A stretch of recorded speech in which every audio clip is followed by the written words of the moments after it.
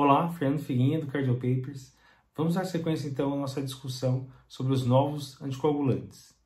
A gente discutiu nas últimas semanas sobre a varfarina e depois entrou em dabigatrana e rivaroxabana. E a droga que a gente vai discutir agora é a apixabana. Então, mais uma droga para a gente conhecer os detalhes, a posologia e quais seriam os pacientes ideais para a gente considerar utilizar essa droga. Então, primeiro, o que é a apixabana? A apixabana é um inibidor potente, reversível, altamente seletivo do fator 10A. Então, agindo no fator 10A, ele vai diminuir a formação de trombina e vai diminuir a conversão de fibrinogênio em fibrina, que finalmente vai levar à formação do trombo. Então, age de forma semelhante à rivaroxabana, que já discutiu, no fator 10A.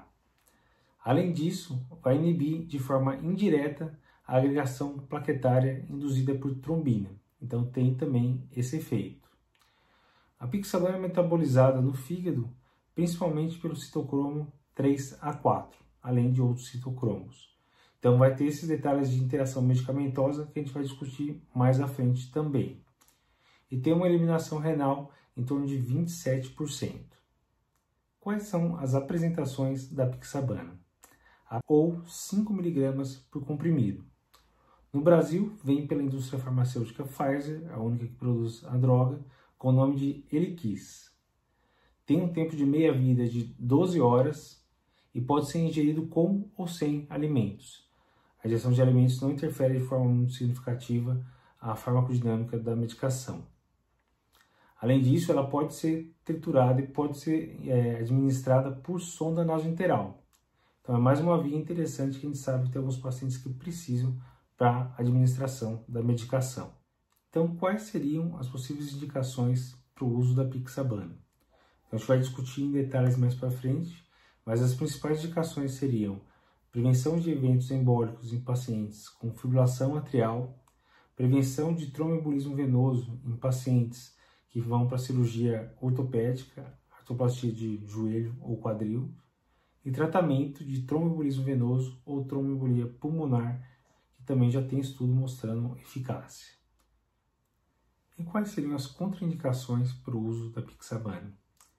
Então, um paciente que tem uma hipersensibilidade conhecida já à droga não deve utilizar. Paciente com hemorragia ativa, com hemorragia clinicamente significativa no momento da indicação, a gente também não deve indicar o anticoagulante.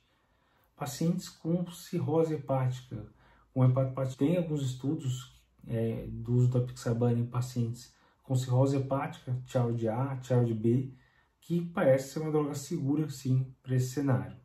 Mas se o paciente tiver hepatopatia com uma coagulopatia importante, a gente também deve evitar. Além disso, tem os pacientes com síndrome do anticorpo antifosfolípide, pacientes com SAF, que tem estudos já demonstrando que o uso dos novos anticoagulantes nesse cenário pode aumentar o risco de eventos, então não deve ser utilizado. Para esses pacientes com SAF, a única alternativa ainda é a varfarina. E quais seriam possíveis interações medicamentosas relacionadas à droga? Então, a gente já viu que a apixabana é metabolizada no fígado, principalmente pelo citocromo 3A4. Então, as drogas que interferem nesse citocromo vão interferir no uso da apixabana. Então, a gente deve evitar utilizar os inibidores potentes do citocromo 3A4. Então, os antifúngicos azóis, né, cetoconazol, itraconazol, e inibidores de protease, que a gente usa no tratamento do HIV, como o ritonavir, por exemplo. Eles vão diminuir o efeito do citocromo 3A4 e vão aumentar o efeito da apixabana. Outras drogas que a gente tem que evitar são os indutores do citocromo 3A4, que vão aumentar a ação do citocromo 3A4 e assim vão diminuir o efeito da apixabana. Então, eles seriam a rifampicina, fenobarbital, fenitoína, carbamazepina, erva de São João. São todas medicações, drogas que podem induzir a ação do citocromo 3A4 e podem reduzir em até 50% o efeito da apixabana. E quais seriam os efeitos colaterais relacionados à apixabana? Então, o efeito colateral principal seria sangramento. Então, sangramento é uma das coisas que mais é temida nos pacientes que estão utilizando anticoagulante. Vários outros efeitos colaterais são relacionados, então, ao sangramento. Então, pode ocorrer anemia, pode ocorrer cansaço, pode ocorrer equimose, várias alterações secundárias ao uso do anticoagulante. E tem algumas alterações descritas também com náuseas, sintomas mais inespecíficos que também podem ocorrer com o uso dessa medicação. Se o paciente vai para a cirurgia, como que a gente deve fazer? Quando que a gente deve suspender a apixabana? Geralmente, se for uma cirurgia com risco moderado a alto de sangramento, o ideal seria suspender a apixabana pelo menos 48 horas antes. Lembrando que tem um tempo de meia-vida em torno de 12 horas. Para cirurgias que têm baixo risco de sangramento, aí a gente pode suspender o uso da apixabana em torno de 24 horas antes mesmo. Então, um dia antes, suspende a medicação e pode operar tranquilo. Bom, vamos discutir então as indicações, os benefícios do uso da apixabana nesse cenário. Qual foi o trabalho clássico que mostrou os benefícios da apixabana? Foi o trabalho Aristóteles. O trabalho Aristóteles saiu em 2011 no New England, teve mais de 18 mil pacientes e comparou a apixabana com varfarina nesse cenário de FA não valvar. Então, eles incluíram pacientes com fibrilação atrial não valvar, não tinha estenose mitral moderada grave, não tinha prótese metálica, então FA não valvar, que poderia ser uma fibrilação atrial paroxística persistente ou flutter. Todos os pacientes foram incluídos no estudo. O estudo comparou então a apixabana na dose de 5 mg 2 vezes por dia e poucos pacientes partiram para a dose alternativa, que seria 2,5 mg 2 vezes por dia. Para quem que a gente utiliza essa dose de 2,5 2 vezes por dia? A gente utiliza para pacientes que têm pelo menos 2 de 3 critérios. Então, peso abaixo de 60 kg, idade acima de 80 anos e creatinina acima de 1,5. Então, peso abaixo de 60, idade acima de 80 e creatinina acima de 1,5. Se o paciente tiver 2 desses 3 critérios, ele teria indicação para utilizar a dose de 2,5 mg 2 vezes por dia. A grande maioria, mais de 90% dos pacientes, utilizou a dose de 5 mg 2 vezes por dia. E comparou com os demais estudos com a varfarina, que é a droga que a gente tinha de evidência para utilizar nesse cenário. Quais foram os resultados do estudo Aristóteles? A gente teve uma redução de 21% do desfecho primário, um P significativo. O desfecho primário era a ocorrência de um AVC isquêmico ou hemorrágico ou embolia sistêmica. Então, diferente da rivaroxabana, que mostrou não inferioridade, aqui a apixabana mostrou superioridade em relação à varfarina. Além disso, houve uma redução de 11% em mortalidade, uma redução com P de 0,046, um P limítrofe, mas que foi significativo. E houve também uma redução de 31% de sangramento maior, também com P significativo. Então, a gente não pode comparar um trabalho com o outro, são perfis diferentes de pacientes, Aqui no Aristóteles, a gente tinha um Chades médio em torno de 2,1, lá no Rocket, que foi o estudo que testou rivaroxabana, foi um Chades acima de 3, então eram pacientes mais graves. Mas olhando simplesmente o resultado do estudo, parece que foi melhor que a rivaroxabana no cenário de FA. Conseguiu reduzir os eventos de AVC e embolia sistêmica, então atingiu o critério de superioridade em relação à varfarina e conseguiu também reduzir sangramento. Então parece sim ser uma opção muito interessante para utilizar para esses pacientes. E se nosso paciente com fibrilação atrial com indicação de anticoagulação não pode anticoagular? Então, um paciente que tentou usar varfarina no passado e não conseguiu atingir um INR adequado, ou que o médico considera que não é uma boa opção usar varfarina, ou que mora longe de qualquer serviço de assistência médica, que não vai conseguir ter contato adequado se tiver alguma complicação. O que a gente vai fazer para esse paciente? Até algum tempo atrás, a gente considerava usar antiagregação plaquetária, usar AS para esse paciente que não ia poder usar a varfarina. Em 2011, saiu no New England o estudo Averroes, que foi um estudo que comparou exatamente esse paciente, que não deu certo varfarina ou não pôde indicar, comparou usar o AS, que era o que a gente considerava na época, contra a apixabana, um novo anticoagulante.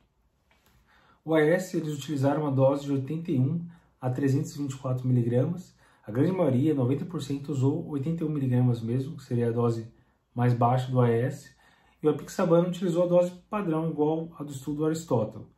Foi a dose de 5 mg 2 vezes por dia, e 6,4% dos pacientes utilizou a dose de 2,5 2 vezes por dia, que eram aqueles pacientes que preenchiam aqueles critérios. Então, precisa ter 2 de 3 critérios: peso menor que 60 kg, idade acima de 80 anos e creatinina acima de 1,5.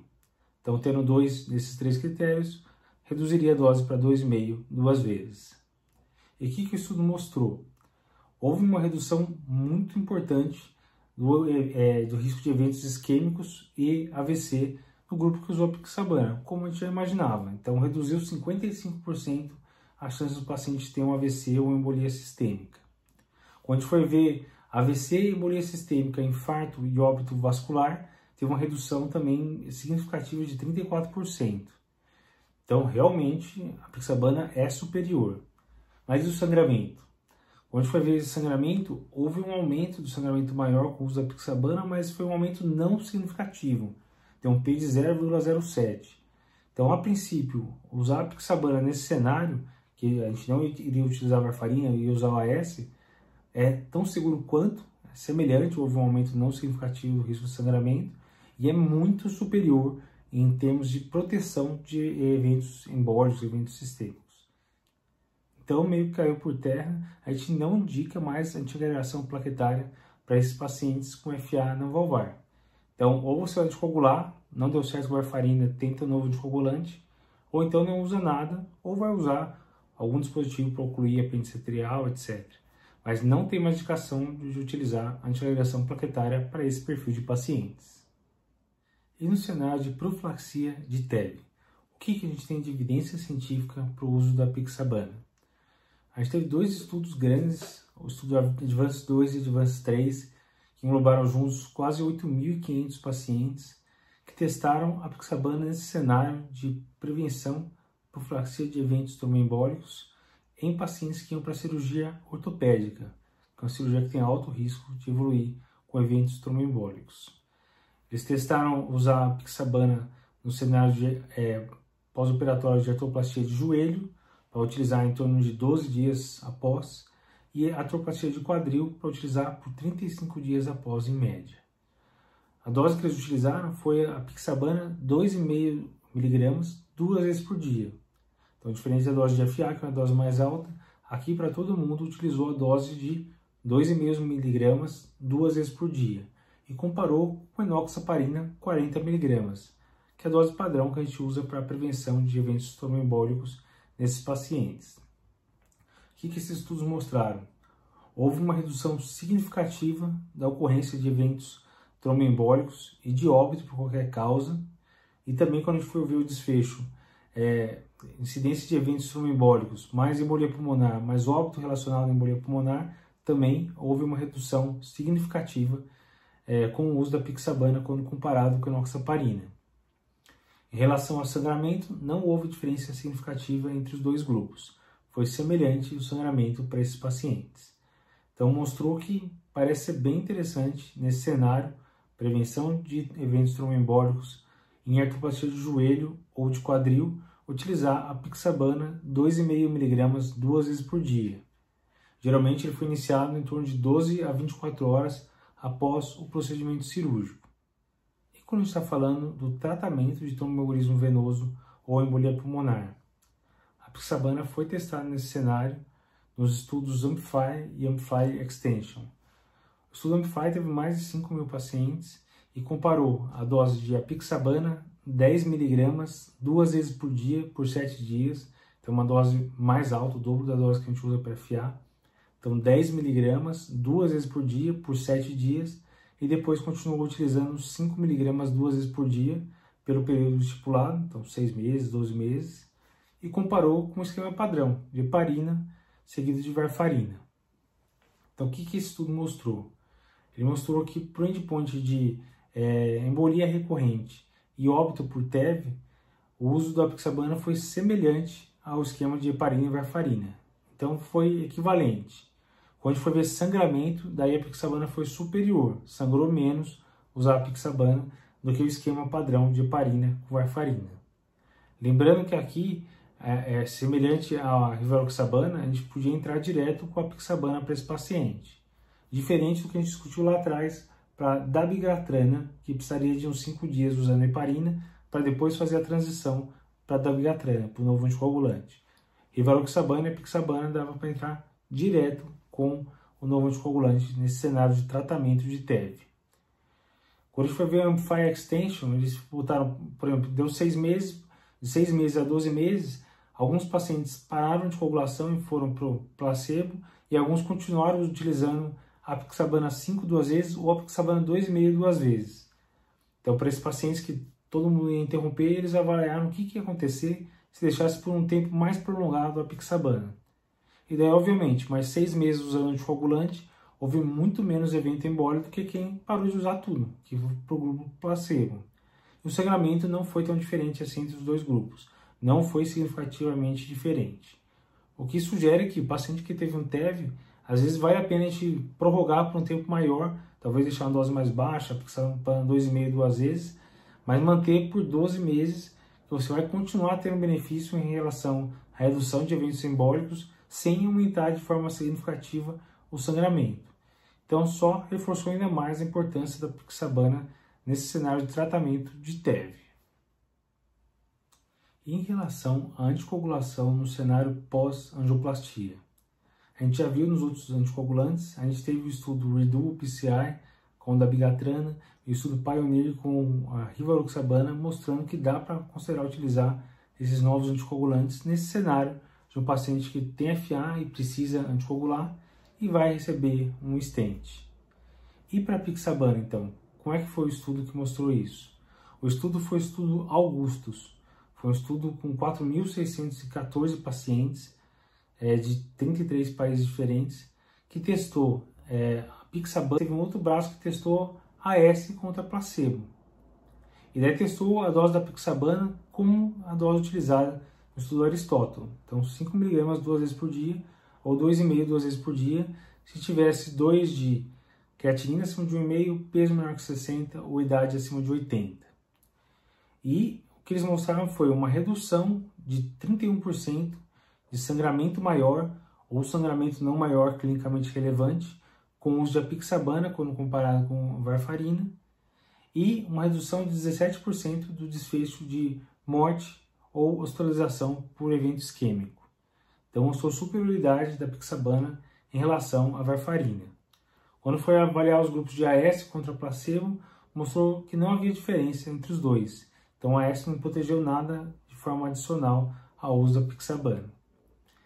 Então, a conclusão é que dá sim para utilizar e parece ser bem benéfico utilizar a apixabana nesse cenário pós-angioplastia. Um detalhe, esse foi o único estudo que mostrou a dose cheia conforme utilizada nos estudos iniciais para FA. Então aqui foi testado a apixabana 5 mg 2 vezes por dia, assim como no estudo Aristóteles.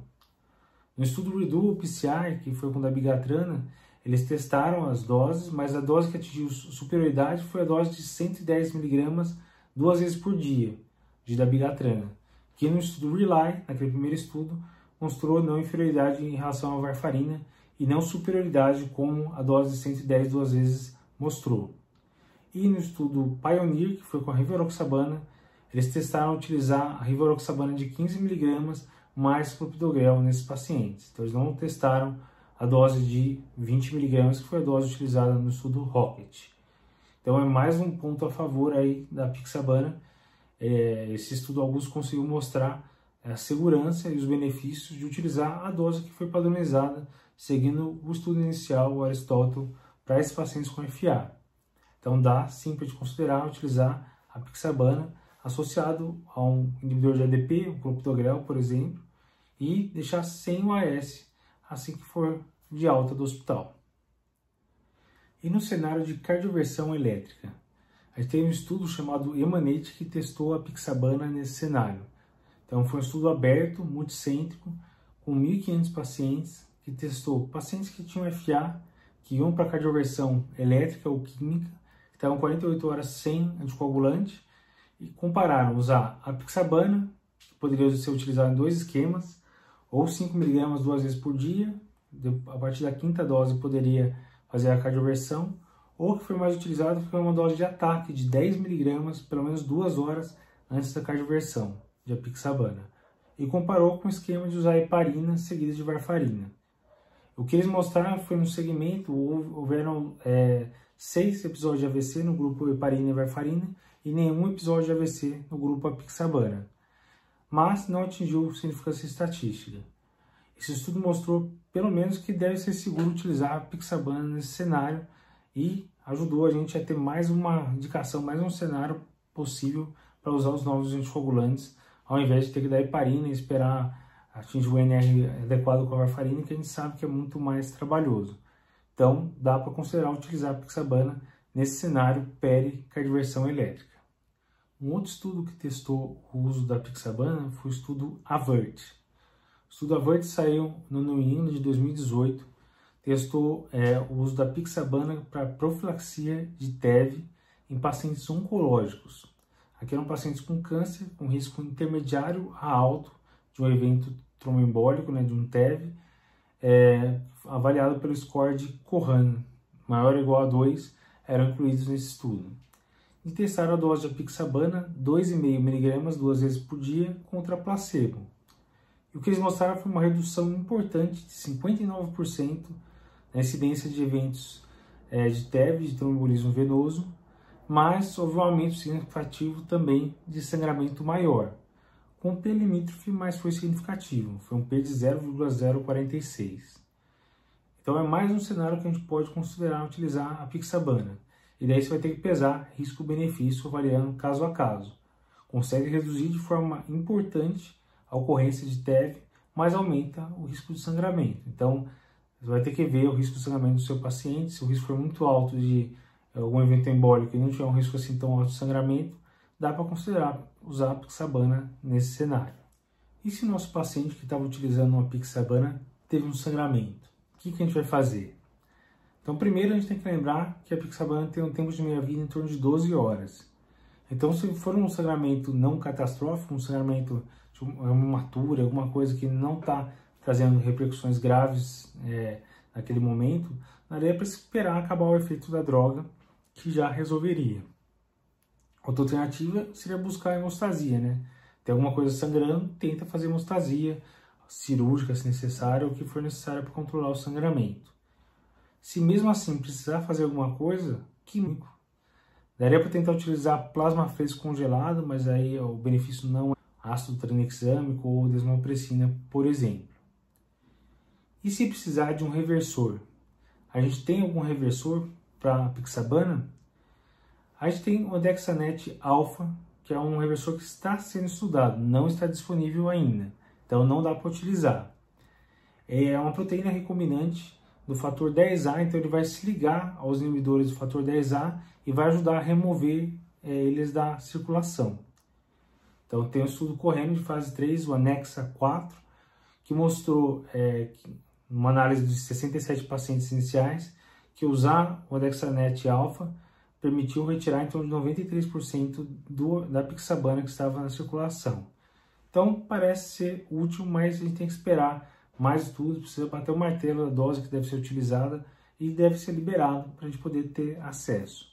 Por enquanto não tem, então se precisar de alguma coisa, é complexo protomínico, plasma fresco congelado, pode tentar utilizar antifilinolítico e obviamente avaliar os outros parâmetros, avaliar, fazer um exame de coagulação, plaquetas, para ver se precisa repor alguma coisa a mais, se precisa dar concentrado de plaqueta, daí caso a caso, você vai analisar o que está acontecendo com o seu paciente para ver qual que é a melhor conduta para você tentar segurar esse sangramento desse paciente.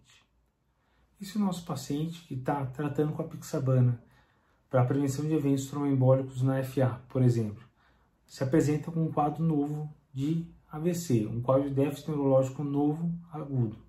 Então o paciente chega com hemiplegia unilateral, por exemplo. O que a gente vai fazer com esse paciente? Bom, o paciente tem que ir para emergência e tem que ser avaliado. Então, colhe todos os exames gerais, faz uma avaliação neurológica mais detalhada, pelo menos a escala de NIH, e leva para tomo de crânio. O paciente pode ter sangrado, está usando anticoagulante, ou então a tomografia pode vir normal. E daí, provavelmente, é um AVC isquêmico, se estiver mantendo os déficits neurológicos. O que a gente pode fazer para esse paciente? Se o paciente está utilizando regularmente a apixabana, não dá para considerar trombolizar, fazer trombólise endovenosa para esse paciente. É uma contraindicação.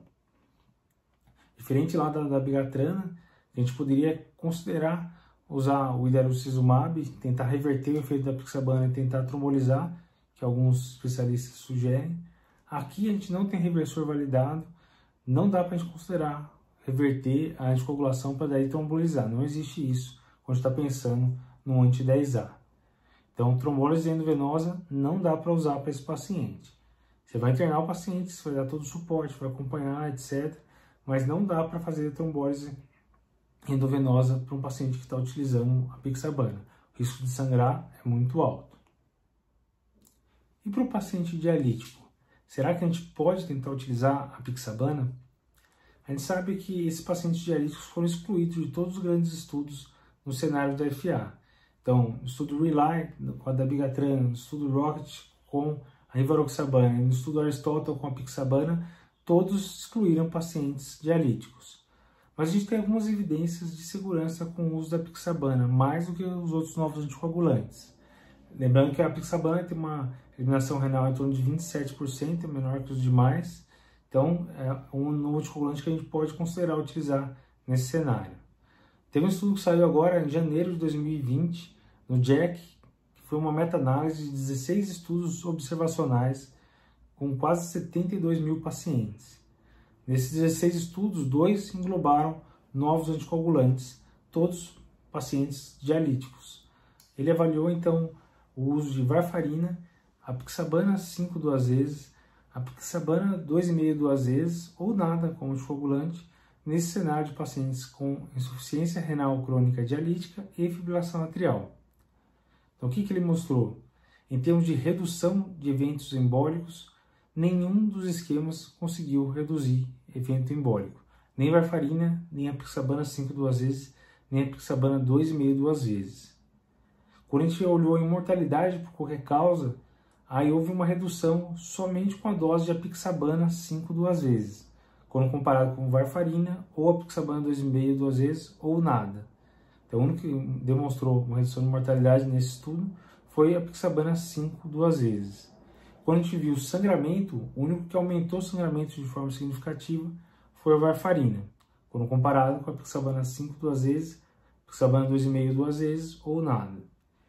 Então, é um estudo observacional, é uma meta-análise de vários estudos observacionais. Então, obviamente, não é a metodologia científica ideal para bater um martelo, mas é mais um estudo que mostra uma certa segurança em utilizar a apixabana nesse cenário de paciente com insuficiência renal crônica dialítica. Lembrando que esse mesmo estudo não mostrou de forma clara o benefício em embolia sistêmica para esses pacientes com FA e insuficiência renal crônica dialítica. Tem alguns estudos que estão dando, como o Renal AF, que estão testando especificamente o uso da apixabana nesse cenário de paciente com insuficiência renal crônica dialítica, que devem nos trazer mais informações em relação à segurança e eficácia dessa droga nesse cenário. Então vamos aguardar os resultados, mas por enquanto o que a gente tem de evidência sugere que dos novos anticoagulantes, nesse cenário de insuficiência renal crônica dialítica, parece que a apixabana seria o mais seguro. Então é isso, o nosso resumão de apixabana. A gente já comentou então de varfarina, da bigatrana, rivaroxabana e hoje comentamos bastante sobre a apixabana. Falta só edoxabana, que foi o último novo anticoagulante liberado aqui no Brasil. A gente vai comentar com mais detalhes na próxima semana. Então, se você gostou do conteúdo, curte aí, compartilha com os amigos e continua sempre ligado aqui com a gente no Cardio Papers.